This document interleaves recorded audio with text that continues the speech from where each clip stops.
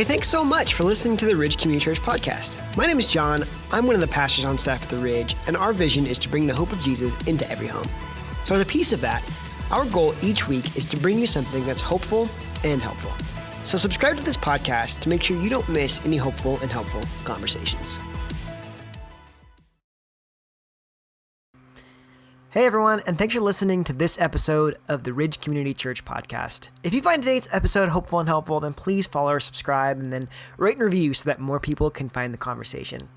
Well, as a church, we're in the middle of something that we call Live Big, which is our annual season to practice generosity and compassion in a big way. See, we give, serve, and love in big ways during this time, and it's a time where we really highlight our church partners. See, we select our partners because they live out what we see as our unique call to compassion, serving kids, alleviating cycles of poverty, and planting churches. And so this week, Nate and I got a chance to chat with Leigh, the Milwaukee Area Director of Safe Families, which is one of our local partners. Laura shares what Safe Families is all about, the work they do in keeping families together, and what her experience has been like as a Safe Family host home. This is our conversation with Laura. Hi, Laura. Thanks for coming on the podcast with Nate and I. Hello, it's very good to be here. Thank you for having me. Yeah, of course. Laura, would you mind just telling us a little bit about Safe Families and what you do there? Yes.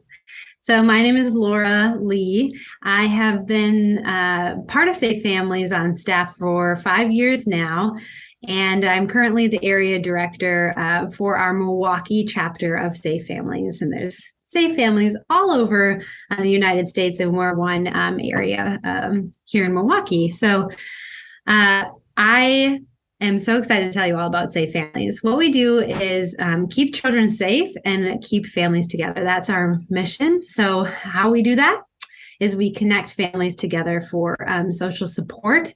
When one family is going through a hard time and feeling really alone, really lost, feeling like they don't have any support or connections. What we do is we connect that family with another family who wants to be pseudo aunt and uncle, or pseudo bonus grandparents, or bonus family really to them, and to support them along the way in relationship. That can involve hosting support when necessary. So when a family does need a safe place for their children to stay 1 day, 1 week, 1 month, anything in between, they can actually the children can go and stay with that supportive family, safe family. But sometimes that's not necessary. And so we call that family friendship, when it's just two families being friends, supporting one another through a hard time when that family is feeling really lost. And we call that family friendship. But yeah, ultimately, it's just two families connecting and helping each other out, and creating family out of strangers. So that's what we love to do here around here at Safe Families. And what I personally like to do, because I am also a volunteer, and I hope many more people will join us. Well, just before we got on this podcast, I heard a tiny snippet of information that I'm very excited about, that Nate said that his family grew up hosting. And so I was like, keep it fresh. Let's save it for the podcast, because I'm so eager to hear, like, how did that go? Where were you when you did that? And what was your experience? Yes, it is true. I grew up before I went off to college, probably had, I think, 3 or 4 kind of like Safe Family siblings sort of come in. And then I think my parents probably doubled or tripled that number since I had graduated as well.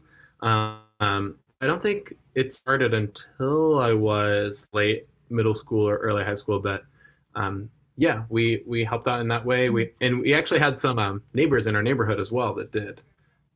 So it was a fun time in the neighborhood in those days.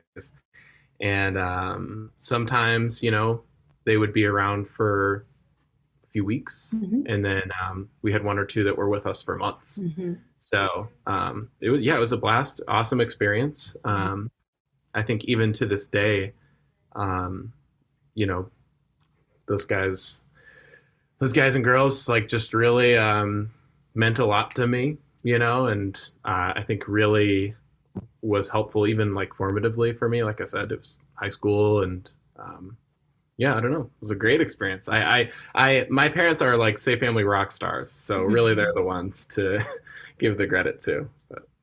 Yeah, well, would you mind having a little deeper into that? Like, how would you say would it be formative? I'm curious, because Safe Families is something you could say that I sell a lot of the benefits to children.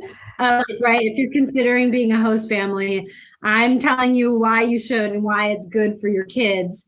But give me a little proof behind what I'm saying. Yes, like how would you say that would be formative to you? How would your life maybe have been different if you hadn't maybe? I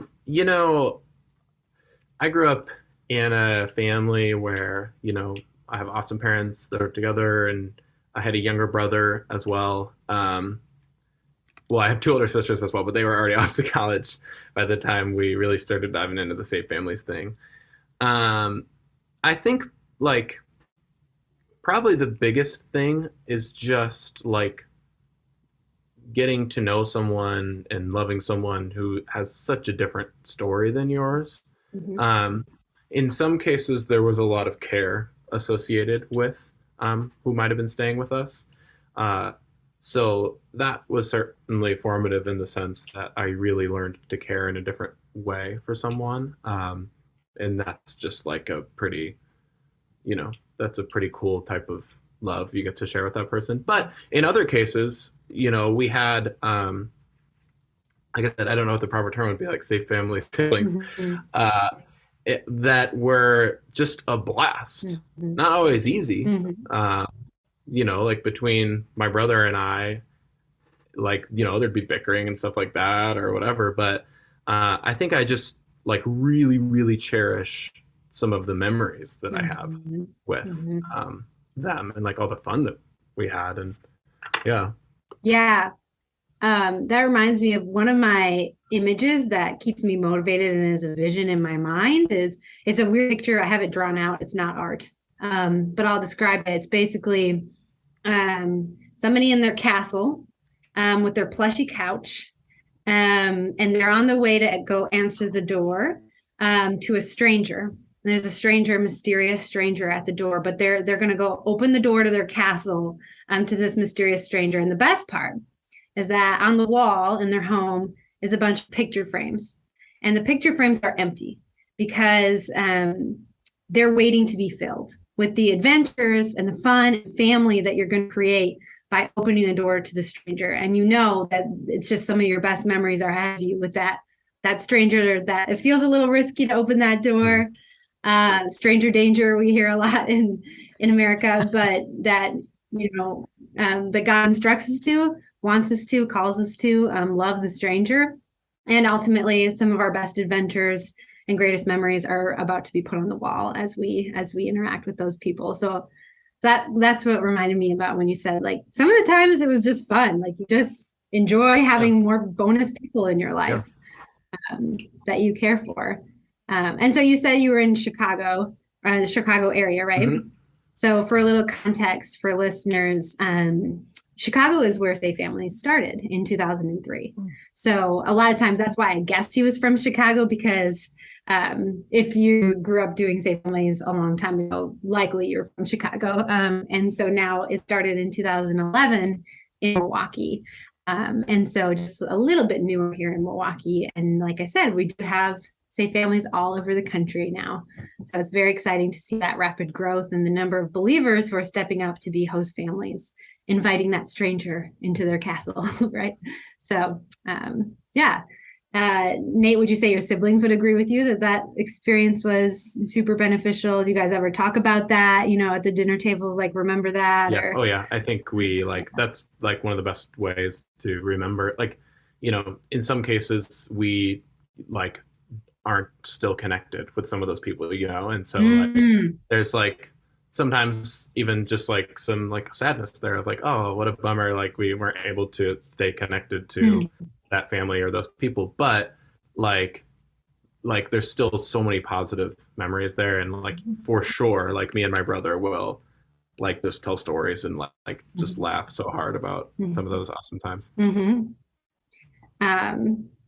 I love that you are still in touch with some of those families. That's the vision of Safe Families. Sometimes it happens more often than not as we keep growing and improving, but it's not always possible, just depending on that family situation. But it is amazing to hear those long-term relationships that go on as a part of Safe Families, generational, decade-long friendships.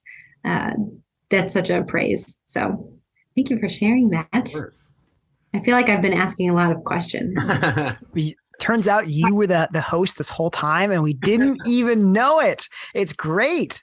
It's great. Sorry. So I will ask you though, you said you have a go-to, or not a go-to, but you have a sales pitch quote, right?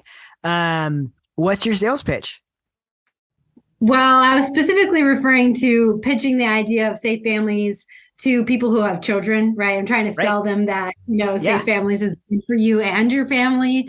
So, I mean, for that sales pitch, I talked to people about how, gaining bonus nieces and nephews and your children gaining essentially bonus cousins and that it's just more love in your life.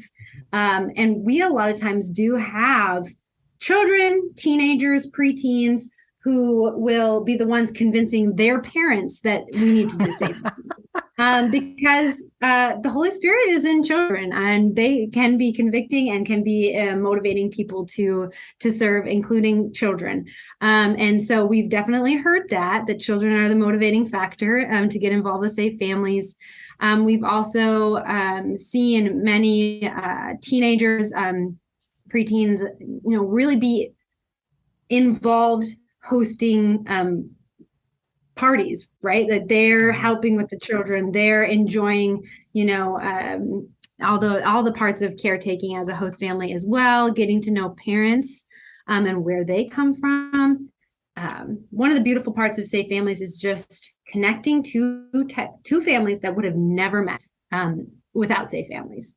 Right. They, as you might know, our society is very segregated based on your socioeconomic status, as well as segregated on race and ethnicity and a lot of other things where you don't actually interact with as many types of people as you might think that you do, or you might go to church with people who are very similar to you, or your children go to school with people who are very similar to them. That's kind of how our society is mapped out, sadly. And so the beauty of Safe Families is we do get to connect people who would have never met. And we're like little matchmakers in that sense. And so for children, for adults, for children, you are exposed to different perspectives, different cultures, different worldviews, as well as a lot of times, honestly, you're exposed to the difficulties of poverty sometimes. Maybe if somebody has an attitude of somebody should just get a job and just do this and this and this and they'll be totally fine, to be transformed of empathy and understanding and seeing it for themselves, that it's not quite as simple as just A, B, and C, and you should get yourself out of poverty. And so we see a lot of that, of just transformation. And then I'll end, because I've been wordy, with saying that some of these families come from extremely hard circumstances. And so as a volunteer family, whether you're a host or some other volunteer role, I would say that volunteering helps you have opportunities to get down on your knees in prayer, because sometimes those family circumstances are so critical and those needs are so big. And so it might be some kind of situation that you've never had to experience in your own personal life, but you are getting on your knees in prayer. I'm in desperate prayer for that family that you now have come to love. And so for me, I speak for myself in that regard.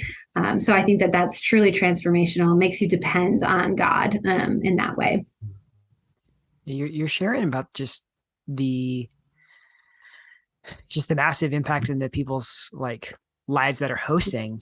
But I mean, Mhm. it's all made possible because of the impact, right, that they're trying to make in the life of somebody who's in these really hard, challenging situations. Could you maybe describe some of that impact that Safe Families makes on those families? Sure. Yeah, and going a step before that, what types of hard circumstances are these families coming through? Might be a question someone would ask to give a little context.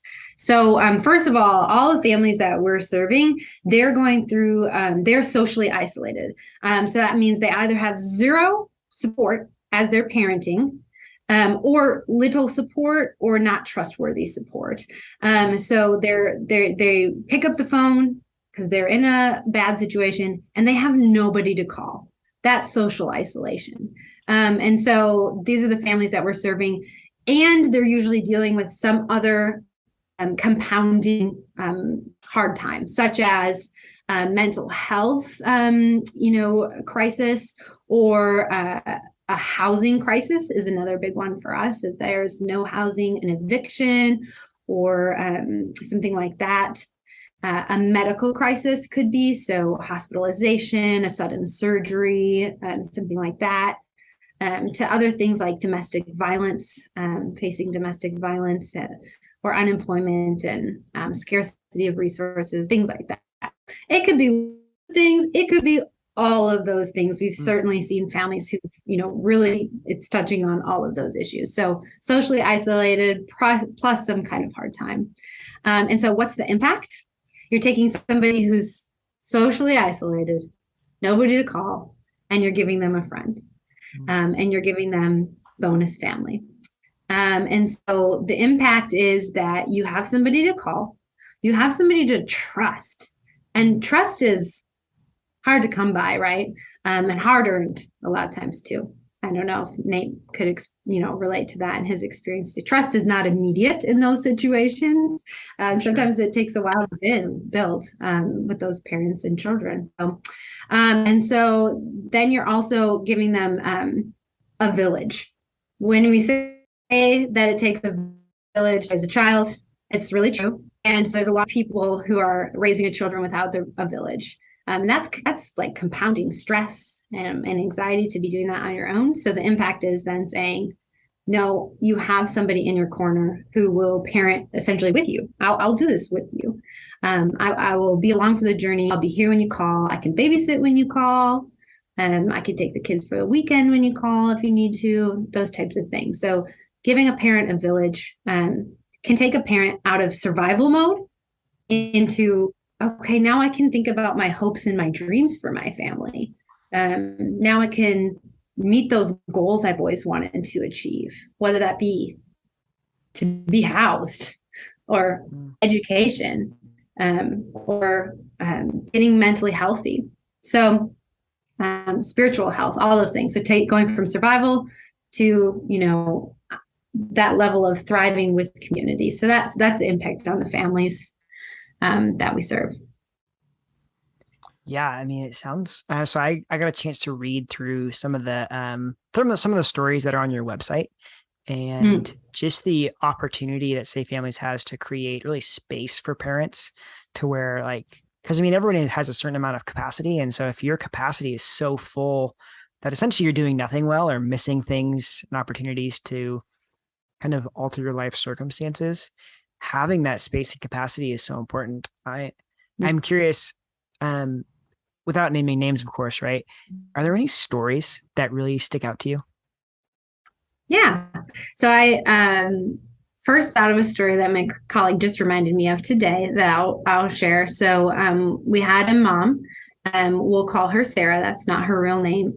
But Sarah reached out to us because she actually had lost two of her children to the system, and she had a newborn who she wanted to keep with her desperately, and she was doing a really good job in the reunification process with her other children, and so she knew that she was facing an upcoming jail sentence of 1 week, and she needed, first of all, support in her reunification journey.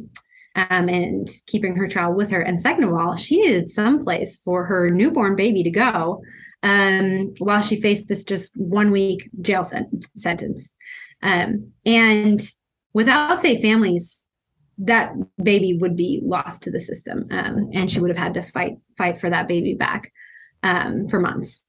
But we were able to match her up with, let's call it the Smith family.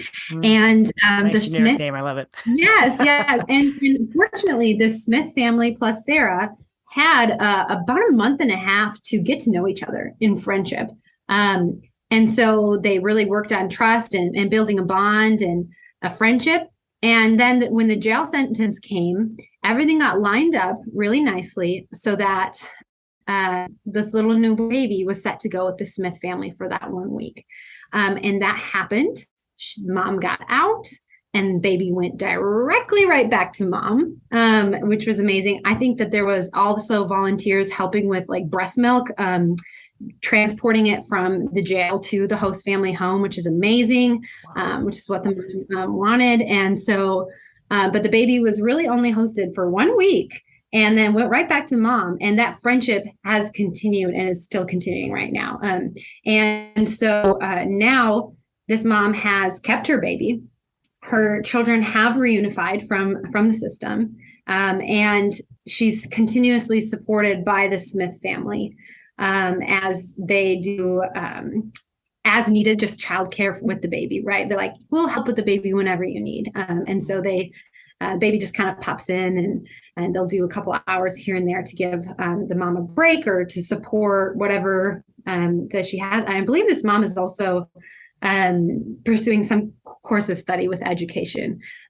So really rock star situation that's kind of, it talks about friendship as well as hosting. And so, it kind of covers both those spaces. So that's a recent story that really speaks to the heart of Safe Families, family preservation, keeping kids safe, but ultimately keeping the family together and supporting that and loving them through it. So that's one story. I can speak to like even just being a host family and experiencing impact on that end too. Okay. I'm curious if like even on that side you have any cool stories, like because obviously we're really helping those individuals and those families in some regard, but like I would say even if not most, when it was like really troubling situations and like really not something we were used to, sure. I think it like taught me personally the most, Right. I mean, I could go into a lot of stories, but the first one that I think of is just my own son. So my son is 4, so he's young. He can't speak for himself yet. We'll wait a couple of years to hear his perspective. but we started hosting when he was 6 months old. And our first hosting was twin 3-year-olds. Oh, so it was a pretty crazy situation. We lived in a 2-bedroom apartment. But which really was for the best, so we could keep track of the children and they weren't running all over the place. But yeah, and we did that because I remember somebody telling me once that they said, I don't want my children to ever remember a time where we weren't being hospitable and being generous and loving strangers. So I really took that to heart. I was like, all right, well, rip the Band-Aid off, just get started while they're young. So 6 months. And so we've hosted, weekends sometimes, a week here, a week there. But the story that stands out is that in 2020, in the real height of the lockdown, we ended up hosting a 6-year-old girl. We'll call her Jessica. And at this point, Sully was nearly 2. My son, his name is Sully. And so we were very close together during the time that we hosted Jessica, which was about 6 weeks, because we couldn't go to playgrounds. We couldn't go to the grocery store. We couldn't do anything, right? I know it's hard to remember. But yeah, that was the height of the lockdown. And so what a blessing, though, because she was able to play with my son like her own personal little like doll, right? And she entertained him, thank goodness, because I still had to work. And so they just entertained each other and played with each other and had fun. And of course, she went home, and we have stayed in touch to this day. And I don't think Sully has any understanding that this person is any different than his cousin, right? Like this is his bonus cousin. Yeah. And we have pictures of her all over the house, and really a special friend to him. And so I think that's one way of, just subtly introducing like loving strangers, but they turn into friends, they turn into cousins. And so I think that's an impact on Sully. He's seen that all these different kinds of children coming in into our lives and usually sticking around for the long haul as friends. And so again, I hope what that's doing is imprinting on him of this is what we do as believers. We have a home. We talk about that with him. We have a home. We're blessed with a home. So when some people don't have a home, we offer that to others. And that's just what we do. That's not crazy. That's not radical Christian living. That's just normal. So that's what I hope I'm imprinting kind of on him. Yeah.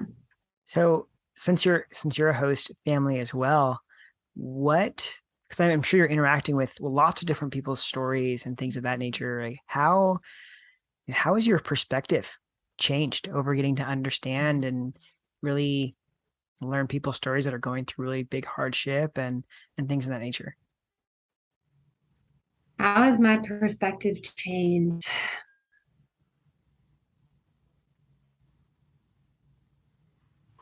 I think the main thing that I would say about my perspective changing is who's being helped, who's being transformed. You like to think that it's the families that we serve, that they are being helped. But I think that in the long run, I'm being transformed as a volunteer, as staff. I was just thinking about this morning. Jesus talks about, there's a passage, and I don't remember it right now, but there's a passage where he says, I was thirsty and you gave me a drink of water. I was hungry and you gave me something to eat. I was naked and you clothed me. And then he says, I was a stranger and you let me in.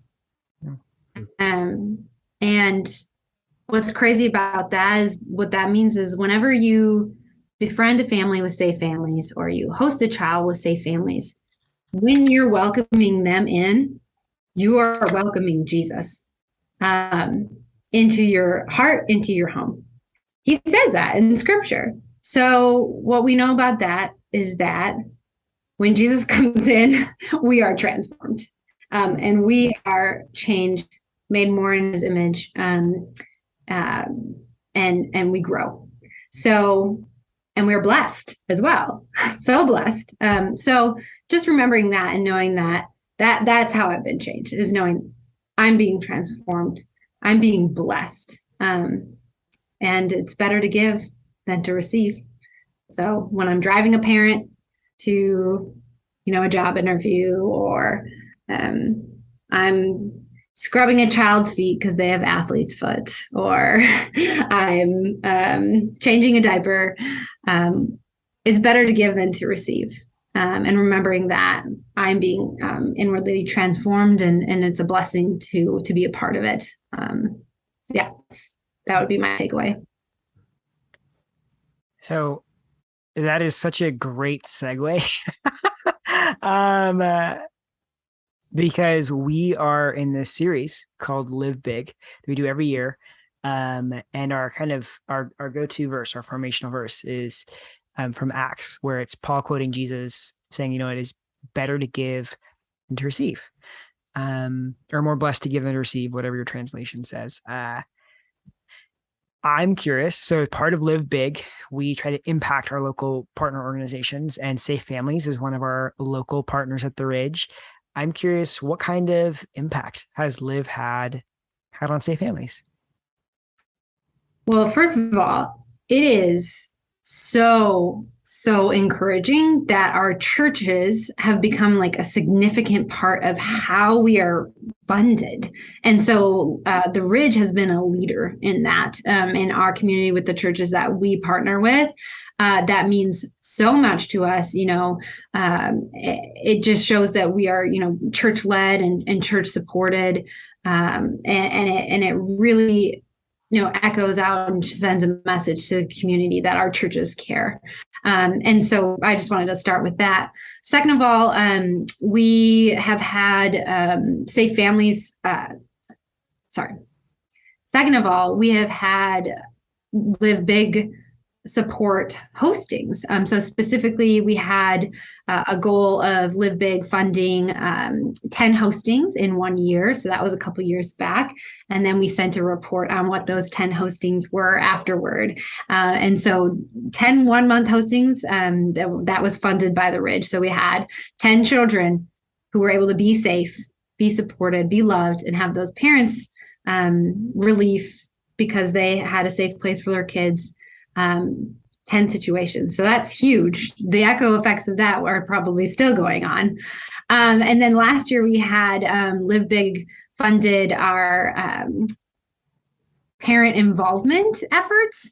So like I said, Safe Families is connecting to families. They do a lot of things on their own time in their own space, but we wanted a little bit more ways for parents and families to get together and more structured place for that. So we introduced something called Friday Night Community Night. And we were able to actually hire somebody to do that as part of their job through Live Big. And we have launched it this September, and it has been amazing. It's a place for parents, all kinds of parents, volunteer parents, parents from the community, parents who are maybe timid to do Safe Families, but they might still come to this meeting. And then just our Safe Families parents and staff to all come together, have a meal, have some fun times, but also then the parents get poured into and get time to reflect on things like self-care or meditation, things like this, while their kids are, have childcare provided. So that's what we call Friday Night Community, and that was funded by the Ridge. So huge impact, and will continue on. It took a while to get that off the ground, as many things do, but we're happy to say it's been launched. That's amazing. Well, this year we were encouraged to dream big. Every year they keep asking us to dream bigger. And so we thought about what was our dream. That seems a little crazy to us, but the Ridge asked for it. So it's really a dream of a van or transportation support. With our Friday Night Community Nights and a couple of other things that we've launched, we need help getting families to these locations. Most of our families don't have cars, so we need to be more accessible to those families. And so we would love a van. There's a couple other ways that we would use a van. A lot of families are moving from one place to another, or from homelessness to being housed. And so to be able to move their items with dignity and to provide that in a van would be amazing. It's been a much requested thing.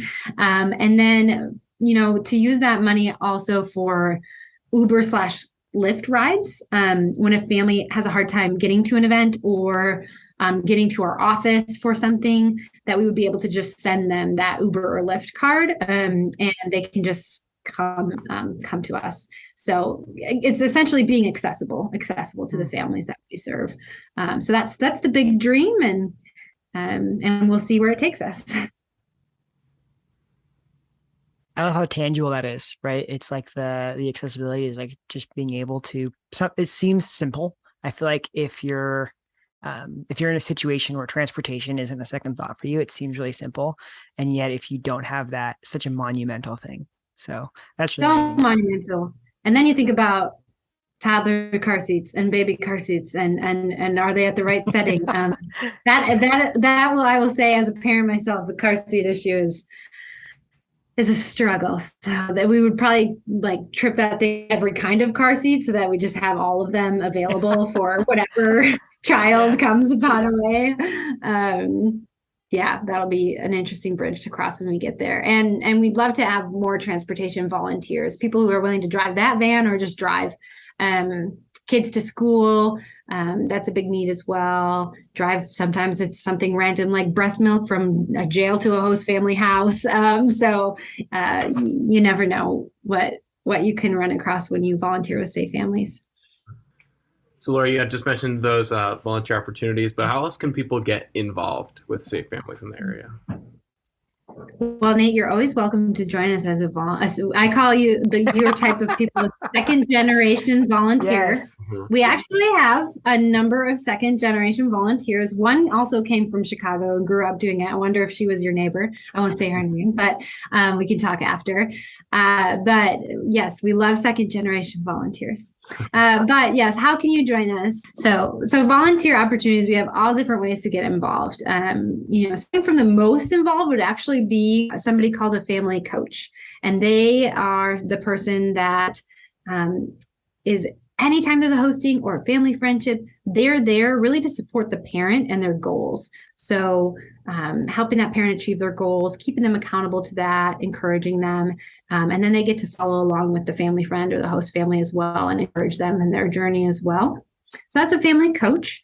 And then we also have host families. That's what I've been talking about today, what Nate grew up doing as well. But host families, they agree to support the parents, to provide that hosting support. It might be one night, it might be a weekend, it could be a couple of weeks, to the maximum of a couple of months. So you're just willing to open your door to that stranger. And then we have somebody called Family Friend. And family friends, they support the family with friendship. Let's go on a play date together. Let's go to the park. Let's have them over for dinner. Let's all go to the zoo together. That type of stuff. We have another family going fishing. It's actually the family who's requesting support is going to teach the friend family how to fish. But it's going to be a good time. So that's family friendship. No hosting, necessary, right? And then we also have volunteer roles like resource friend. You can get approved to drive as a resource friend. With all the things I talked about before, driving to school and things like that, or just giving items such as diapers, or we send out requests all the time for specific things. This morning, somebody requested those car seat fleecy warm blanket type things that go over car seats for a mom who has twins. So that's something random. We send that out to our resource friends to see who could donate that. So that's the final volunteer role. We have you can just talk to us and we'll find where you plug in. Some people really like also doing intake, talking to parents on the phone. So we can kind of specialize for that for each person and what your availability is too. I love that. Thank you so much for sharing with us and kind of sharing your own experience and your own journeys and getting Nate to share as well. That was a really pleasant surprise, Nate. I'll probably just be emailing you like, okay, time to volunteer, Nate. Time to put that into practice. Yeah, that's awesome. Yeah, thanks for sharing with us. Thanks for coming on the podcast. And for those listening, there'll be more information in the description where you can find a link to Safe Families. You can contact them and find out all about these amazing volunteer opportunities. And as Laura is saying, it's not just going to impact those families, but it's going to impact your family as well. So thanks, Laura. Thank you so much. And thank you to the Ridge. We absolutely love the Ridge. So thank you very much. Well, that was Nate and I's conversation with Laura, and she just had some really great stuff to share. And I love that she actually became the interviewer at the beginning there, Nate. So thanks for sharing your story too. But I'm curious, like you're hearing that, any takeaways right off the top or anything else you'd want to share? Well, it's definitely cool to hear how much Safe Families has grown since I did it. They're just offering a lot more now and in a lot more cities. And so that was cool and encouraging. It did kind of ignite a bit of a fire in me again, just especially knowing it's in the area and just knowing that that's a really, really awesome way you can serve is great. And also that part where she was mentioning Jesus's words about letting in a stranger too, when Christ was referencing himself as that example, it just again points to not only an awesome way to serve, but just a way to serve God, you know? I don't know. I thought that really stuck out to me. And I think, yeah, she just did a great job of articulating the impact that Safe Families is having. Yeah, I think it really illustrated the holistic nature of when we build relationships and serve others, like the impact that that has, right? And not just on other people, but on ourselves. And not that that's a primary motivation in why we serve others, but I think it's a kind of a cool illustration for just like how relationships and connection and community works, right? Where you help someone and cover them, and then God uses your like heart to serve to grow you. That's a really cool picture, I think. Yeah, for sure. Yeah, I mean, a couple practical takeaways, I think, if somebody's looking for that. One, I think, because I think a helpful, like once again, like we've talked about this in a few episodes now, but like that perspective, that mindset of like seeking to understand people in these situations, because I think it's really providing space and opportunity and understanding of has to be a leading cause when you think about Safe Families, and they're trying to help those that need help, right? And it's not from any type of judgment, but it's really trying to understand and kind of realizing that these people just need a little bit of help and space and resources to be in their best situation, you know?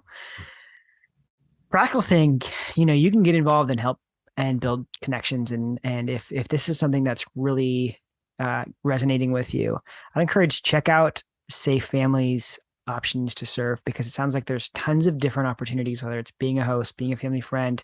If you have spare Friday nights, you know, becoming a driver to help drive people to these parent community events. You know, there's lots of different ways to get involved.